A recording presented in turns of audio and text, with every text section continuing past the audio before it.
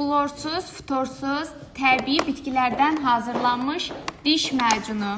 Bu diş macununu istifadə edən insan nə diş qanaması, nə damaqlarda qanama, nə ağız boşluğunda yaranmış pis qoxu, hətta siqaret çəkən bəylər belə istifadə edə bilər ki, dişlərdə olan saralmanın qarşısını alsın. Qeyd edim ki, bax bu gördüyünüz ağ işarə o deməkdir ki, ağzolağın olması tam təbii olmasının göstəricisidir və tərkibində ramaşka, jinşen, başqa 7-8 bitkidən ibarətdir.